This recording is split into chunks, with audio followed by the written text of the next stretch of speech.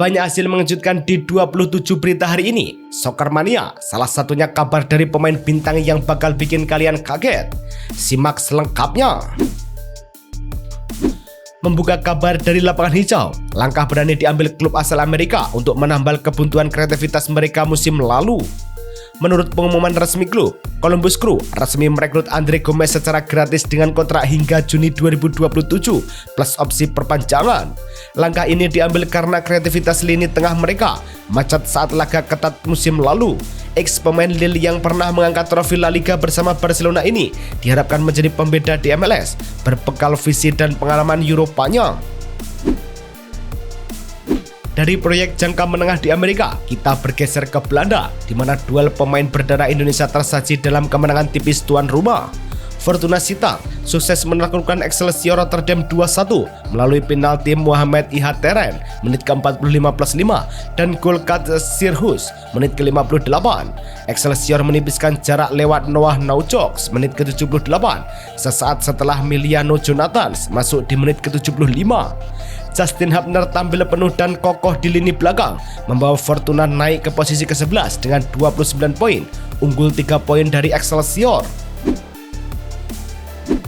Masih dari daratan Belanda, penantian panjang seorang bintang Inggris akhirnya menemui titik terang setelah sempat tergantung tanpa kepastian. Raheem Sterling kini mengantongi izin kerja setelah berstatus bebas transfer sejak berpisah dengan Chelsea Januari lalu. Media Belanda melaporkan Feyenoord bahkan menggeser jadwal latihan ke Belgia demi memfasilitasi latihan sang pemain. Di usia 31 tahun dan belum bermain musim ini, momen turunnya dokumen ini krusial bagi Feyenoord untuk mendapatkan solusi nyata di sisi sayap. Namun, saat Feyenoord mendapat tenaga baru, Ajax justru harus kehilangan tembok terakhir mereka akibat cedera parah saat latihan. Musim Ajax mendadak oleng setelah kiper pinjaman Liverpool Vítězslav Jaros mengalami robekan ACL dan dikonfirmasi klub harus absen hingga akhir musim 2025-2026. Padahal Jaros adalah andalan dengan 26 laga dan kebobolan 42 gol. Kini, Maarten Paes disiapkan jadi starter untuk membenahi lini belakang Ajax yang memang butuh perbaikan. Di balik krisis penjaga gawang, manajemen Ajax justru bergerak cepat mengamankan sosok berpengalaman meski performanya sempat terhambat cedera. Soccer News NL menyebut Alexander Zinchenko sedang membahas kontrak baru meskipun masa baktinya masih sampai 2026. Bek kiri berusia 29 tahun ini bahkan bersedia menurunkan gaji demi bertahan. Meski musim ini baru tampil 12 kali tanpa catatan gol atau assist akibat cedera. Pengalaman dan fleksibilitasnya dinilai lebih berharga daripada statistik kering untuk proyek jangka panjang klub. Jika Ajax fokus pada penataan skuad, sepak bola Skotlandia justru sedang menghadapi ancaman finansial serius akibat anjloknya prestasi di kancah Eropa. BBC Sport menjelaskan, kekalahan 1-4 Celtic dari Stuttgart membuat peringkat UEFA Skotlandia melorot dari 14 ke 18, sehingga jatah Liga Champions tinggal 1. Pakar keuangan Kieran Maguire menyebut partisipasi Liga Champions bernilai minimal 16,6 juta pound sterling, jauh di atas Liga Eropa. Jika tren menurun ini berlanjut, Liga domestik akan makin tertinggal secara finansial. Ancaman kerugian tidak hanya menghantui sebuah liga, tapi juga masa depan kiper Manchester United yang menjalani masa peminjaman di Turki. Turkish Football menulis bahwa posisi Andre Onana untuk dipermanenkan Trabzonspor terancam setelah kekalahan 2-3 dari Fenerbahce, di mana setiap tembakan tepat sasaran lawan berakhir gol. Manajemen mulai cemas dan posisinya sebagai starter kini tidak lagi aman. Di level ini, Onana dinilai berdasarkan momentum krusial, bukan sekedar reputasi lamanya. Berbicara soal ketidakpastian karir, bintang Brazil Neymar kini mulai terang-terangan berbicara soal kemungkinan gantung sepatu. Kepada kanal KZ, Neymar mengaku bisa saja pensiun akhir tahun ini setelah menjalani operasi lutut dan baru kembali bermain pekan lalu. Padahal ia baru pulang ke Santos awal 2025 dengan kontrak sampai 2026 dan berambisi menembus skuad Piala Dunia asuhan Carlo Ancelotti dengan rekor 79 gol. Karirnya terancam berakhir tanpa penutup layak jika fisik terus rapuh. Dari kabar pensiun yang emosional, kita beralih ke hasil imbang di Bundesliga yang diwarnai oleh drama gol bunuh diri. Mainz dan Hamburg berbagi angka 1-1 setelah bentrok di kandang Mainz. Nadim Amiri sempat membawa tuan rumah unggul pada menit ke-45, namun Hamburg berhasil menyamakan kedudukan di babak kedua melalui gol bunuh diri Philipp Weni menit ke-62. Hasil ini membuat Hamburg berada di posisi ke-9 klasemen Bundesliga dengan 26 poin, sedangkan Mainz berada di posisi ke-13 dengan 22 poin. Jika di Jerman ada gol bunuh diri, di Perancis, laga ditandai dengan debut pahit pelatih baru saat menghadapi dominasi tuan rumah. Brest menaklukkan Marseille 2-0 di Stade Francis Lebly. Ludovic Ajorque menjadi bintang kemenangan melalui 2 gol cepat yang dicetak pada menit ke-10 dan menit ke-29. Berkat hasil ini, Marseille berada di posisi ke-4 klasemen dengan 40 poin, sedangkan Brest berada di posisi ke-11 dengan 30 poin.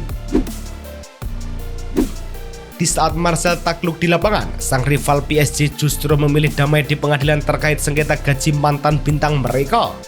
Menurut pengumuman di situs resmi klub, PSG memilih tak banding atas putusan Dewan Prud'homme Paris yang memerintahkan pembayaran 60,9 juta euro kepada Kylian Mbappe. Kuasa hukum klub, Matri Semirjan, memastikan dana gaji dan bonus tersebut sudah dilunasi. Keputusan ini mengakhiri sengketa finansial yang sempat mencoreng hubungan kedua belah pihak sejak 2024. Dari urusan meja hijau di Paris, kita melompat ke Serie A untuk menyaksikan dominasi tuan rumah yang dikomandoi ikon mereka. Sassuolo melibas Hellas Verona 3-0 melalui gol Andrea Pinamonti menit ke-40. Dan Brest Domenico Berardi menit ke-44 penalti dan menit ke-62. Kemenangan ini menjaga Sassuolo di peringkat 8 dengan 35 poin. Sebaliknya, Hellas Verona tetap tertahan di dasar klasemen sementara. Kemenangan telak juga membawa ketenangan bagi Parma yang kini telah menemukan sosok pengganti sepadan di bawah Mister Eduardo Corvi tampil stabil dalam 13 laga setelah menggantikan posisi Zion Suzuki yang cedera. Manajemen Parma sangat puas hingga memperpanjang kontrak kiper kelahiran 2001 ini hingga 2029 dengan kenaikan gaji signifikan. Keputusan ini diambil untuk menjaga fondasi tim tanpa harus panik mencari nama besar di bursa transfer. Kebahagiaan Parma berbanding terbalik dengan Juventus yang harus gigit jari karena permohonan keringanan hukuman bek mereka ditolak mentah-mentah. FIGC resmi menolak banding Juventus untuk menganulir kartu merah Pierre Kalulu saat insiden dengan Alessandro Bastoni di Derby d'Italia. Kalulu dipastikan absen melawan Como setelah tampil konsisten dalam 36 laga musim ini di bawah asuhan Igor Tudor dan Luciano Spalletti. Kehilangan ini menjadi ujian besar bagi kedalaman lini belakang Sinyonya tua. Nasib malang juga menimpa sang rival Inter Milan yang harus kehilangan ujung tombak utama mereka saat berjuang di kompetisi Eropa. Lautaro Martinez mengalami cedera otot soleus kiri saat laga playoff Liga Champions kontra Bodo Glimt dan ditarik keluar pada menit ke-60. Hasil tes di Istituto Humanitas Rossano memastikan sang kapten akan absen akhir pekan ini dan terancam melewatkan derby Milan. Pelatih Christian Cifu mengakui ini pukulan mental berat bagi tim di fase krusial. Saat Inter kehilangan striker, Napoli justru menanti kembalinya sang dirijen serangan yang sudah absen cukup lama dari lapangan hijau. Kevin De Bruyne dijadwalkan tiba di Naples pada 22 Februari untuk menjalani rehabilitas setelah operasi di Antwerp akhir Oktober lalu. Sebelum cedera dalam laga kontra Inter, gelandang 34 tahun ini tampil vital dengan catatan 4 gol dan 2 assist dari 11 laga. Tanpa kreativitasnya, serangan Napoli belakangan ini dinilai sangat datar dan mudah ditebak. Di saat Napoli menanti bintangnya kembali, Roma justru bersiap berpisah dengan penyerang yang gagal memenuhi ekspektasi pelatih. Artem Dovbyk dipastikan akan dilepas Roma musim panas nanti setelah hanya mencetak 3 gol dan 2 assist dari 17 laga. Pemain asal Ukraina ini kesulitan masuk skema Gianpiero Gasperini yang menuntut mobilitas tinggi. Rencana penjualannya pada bursa Januari lalu sempat batal akibat sang pemain mengalami cedera serius. Berbeda dengan Dovbyk, penyerang Athletic Bilbao justru tampil sebagai pahlawan melalui drama penalti di penghujung laga. Athletic Bilbao menang 2-1 atas LC di San Mamés lewat 2 gol Gorka Guruzeta pada menit ke-64 dan penalti di menit ke-89. LC sempat memberikan perlawanan dan menyamakan skor melalui penalti Andre Silva di menit ke-69. Berkat hasil ini, Athletic Bilbao berada di posisi ke-8 dengan 34 poin, sedangkan LC berada di posisi ke-16 dengan 25 poin. Kita bergeser ke Barcelona. Kabar kepindahan Julian Alvarez dari Atletico Madrid ke Barcelona sebagai pengganti Lewandowski dibantah oleh pihak pemain. Atletico Madrid menegaskan tetap ingin mempertahankan striker yang sudah mencetak 13 gol dan 6 assist musim ini, bahkan menyiapkan perpanjangan kontrak hingga 2030. Hingga kini belum ada kontrak serius antara kubu Alvarez dengan klub Katalan tersebut. Isu transfer Alvarez masih abu-abu, namun denda dari UEFA untuk Barcelona justru sangat nyata setelah kemenangan mereka di Liga Champions. Barcelona dijatuhi denda total 30.500 euro oleh UEFA akibat supporter menyalakan flyer 15.500 euro dan keterlambatan tim masuk lapangan 15.000 euro saat melawan Slavia Praha. Selain denda finansial, pelatih Hansi Flick juga mendapatkan peringatan resmi akibat disiplin waktu. Hukuman ini lebih ringan dibanding Slavia yang didenda 40.000 euro disertai ancaman penutupan stadion. Masalah disiplin waktu di lapangan rupanya berbanding lurus dengan minimnya waktu bermain yang diberikan Flick kepada bek sayap berpengalaman mereka. Nasib Joao Cancelo di Barcelona kian terpinggirkan setelah Hansi Flick lebih memilih Gerard Martin dalam laga kontra Girona. Sejak datang Januari lalu dengan menit bermain yang minim, Cancelo belum mampu beradaptasi dengan ritme tinggi yang diinginkan pelatih. Jika tidak segera bangkit, transfer ini dinilai bisa menjadi kegagalan bagi Deco. Di saat Cancelo kesulitan di Barcelona, rival abadi mereka yakni Real Madrid juga sedang dipusingkan oleh masalah kebugaran bek muda. Real Madrid mengonfirmasi Dean Huijsen mengalami cedera otot ringan yang membuatnya absen dalam laga kontra Osasuna.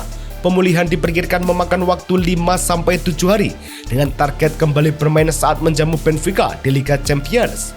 Manajemen diingatkan untuk berhati-hati mengatur menit bermainnya agar terhindar dari resiko cedera berulang. Kabar cedera Huijsen di Spanyol diikuti dengan drama di balik layar klub Liga Inggris yang sempat memanas terkait nasib pelatih mereka. Fabrizio Romano melaporkan manajemen Crystal Palace tetap mempertahankan Oliver Glasner hingga akhir musim setelah melewati 24 jam yang tegang. Tekanan menguat karena Palace cuma menang sekali dalam 15 laga terakhir.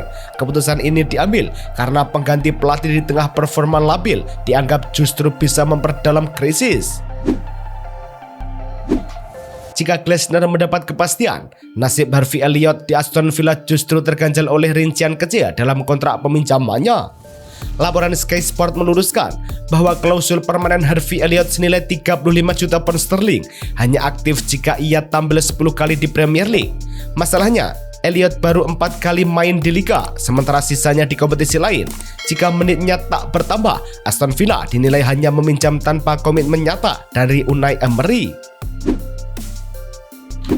Masalah kontrak di Aston Villa diikuti oleh berita dari pemilik Manchester United yang akhirnya lolos dari sanksi Federasi Sepak Bola Inggris. Sky News melaporkan, FA memilih tak menjatuhkan sanksi kepada Sir Jim Ratcliffe atas pernyataannya soal imigran yang memicu gelombang kritik. Meski Ratcliffe sudah meminta maaf, FA hanya mengingatkan tanggung jawabnya sebagai figur senior sepak bola. Secara administratif, kasus ini ditutup, namun sensitivitas moral sang pemilik tetap menjadi pertanyaan.